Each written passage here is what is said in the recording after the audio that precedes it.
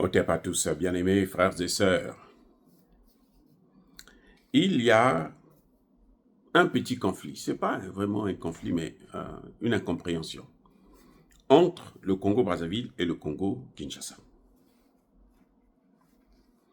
Kinshasa veut construire, parce que c'est un pays qui n'a pas accès à la mer, donc Kinshasa veut construire un canal, un port en eau profonde pour faire évacuer maintenant ces matières premières depuis le Congo démocratique, depuis le Congo central. Alors, le Congo-Brazzaville dit non, déconseille en fait Tshisekedi de le faire, parce que il y a certains produits qui passent par le Congo-Brazzaville pour aller vers le port de Pointe-Noire, et ça coûte des milliards. Oui. Alors, si le Congo démocratique a son port en eau profonde, eh bien, ces produits ne passeront plus par Pointe-Noire. Ça va passer directement par le Congo.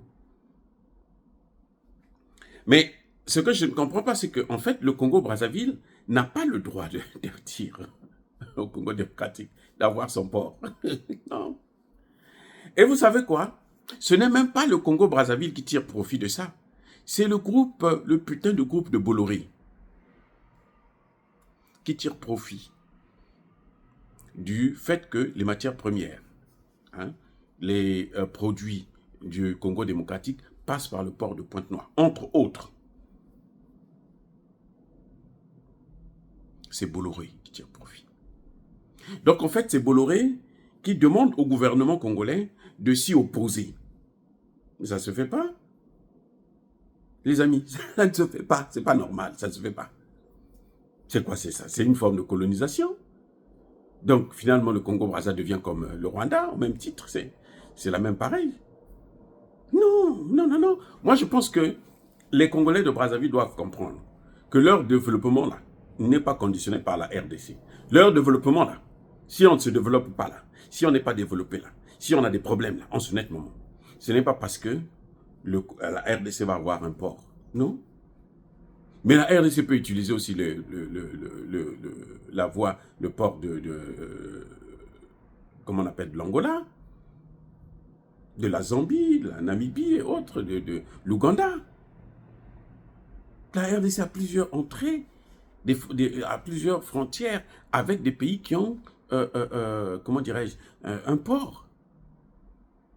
On ne peut pas imposer à un pays, ça devient de la dictature, ça devient maintenant du gangstérisme. Eh oui.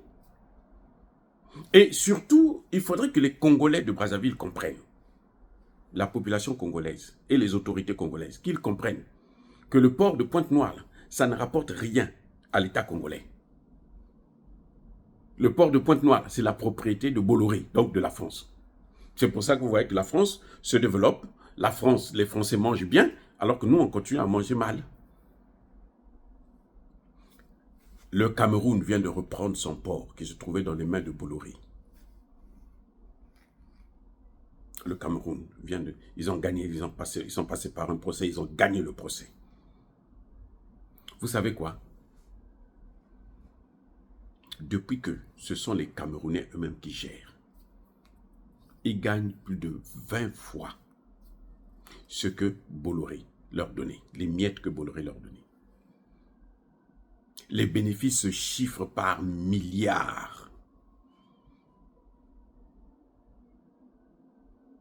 Vous voyez? Donc, un pays ne peut pas dépendre d'un autre. Si nous, on commence comme ça, on ne pourra jamais penser au développement. On ne peut pas penser au développement. Que le Congo-Brazzaville puisse... Massamba Deba l'avait dit. Il a posé la question. Oh. On lui dit, mais vous n'êtes pas, le Congo-Brazza n'est pas riche, c'est le Congo démocratique qui est riche. Il dit, oh, ah bon? Mais les frontières là que les Blancs ont mis là, est-ce que ce sont les mêmes frontières que Dieu aussi a respectées? Vous voyez, la seule question. Quand tu as posé seulement cette question-là, ça répondait déjà tout. Ça veut dire quoi? Si ce que vous voyez là, en RDC là, il y en a aussi au Congo-Brazza. je reprends. Ce que vous voyez en RDC, pour la plupart, il y en a aussi au Congo-Brazzaville. Parce que c'est la même terre qui continue. C'est le même sous-sol, non? Oui, soyons sérieux. Maintenant, c'est à nous de bien gérer. Si nous gérons bien nos matières premières. Vous voyez, le Congo démocratique n'est pas développé. Hein? C'est un pays pauvre, très très pauvre. Et pourtant, ils ont des matières premières. Pourquoi? Ben, c'est mal géré. Le jour qu'ils vont commencer à gérer correctement, le jour qu'ils vont chasser les Occidentaux là, et puis prendre le contrôle eux-mêmes, le jour que les Congolais vont arrêter d'être corrompus, vous allez voir, ça va être l'une des plus grandes puissances d'Afrique. Ça va dépasser le Nigeria et autres là. C'est ça le problème. C'est un problème de gestion.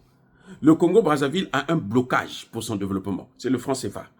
C'est un frein au développement. Avec le franc CFA, là, nous oubliez le développement. Vous pouvez prendre le meilleur gestionnaire du Congo-Brazzaville, là, et puis vous lui donnez, vous allez voir, après des années, 10 ans, 15 ans, 20 ans, là, il ne fera rien tant qu'on aura le CFA. Les mondialistes disent, donnez-nous votre économie. On vous laisse faire la politique. Nous allons toujours vous dominer. C'est un principe. Donc, je crois que le Congo doit comprendre que la RDC doit s'émanciper en dehors du Congo-Brazzaville. Voilà. Ils n'ont rien à voir avec... Le Congo est allé donner son port à Bolloré parce qu'on leur a donné, on a donné un peu d'argent à tel dirigeant, tel autre dirigeant. Ça, c'est son problème. Il n'a qu'à gérer ça maintenant. La RDC a le droit d'avoir son propre port en eau profonde. Je suis du Congo-Brazzaville, j'aime mon pays, mais je dis tout simplement qu'on ne peut pas empêcher à un pays qui veut s'émanciper, sous prétexte que non, il y aura un manque à gagner chez nous. Non. Le Congo veut s'émanciper, il n'a qu'à s'émanciper. Le Congo-Brazzaville aussi, quand il veut s'émanciper, il n'a qu'à s'émanciper. Quand je dis qu'il faut qu'il y ait un pont entre Brazzaville et Pointe-Noire, parce que ce sont des capitales les plus rapprochées au monde, et aussi parce que ce sont des peuples qui se connaissent très bien, qui se côtoient, c'est les mêmes peuples. C'est pour ça qu'il faut leur donner cette possibilité-là. Quand tu es à Brazzaville, tu peux venir manger à midi à Kinshasa, et puis tu repars à Brazzaville l'après-midi. 1 heure après, tu reviens. Et vice-versa. Donc, il faut mettre ces conditions-là. C'est ça qui va entraîner de l'argent des deux côtés. Ce n'est pas en demandant à l'autre de ne pas créer son port pour consommer seulement votre port. Et en plus, ce port-là, vous l'avez déjà donné, vous-même, vous l'avez donné aux Occidentaux. À Bolloré, vous l'avez donné à la France. Ça n'a aucun sens. Les Français là doivent dégager chez nous.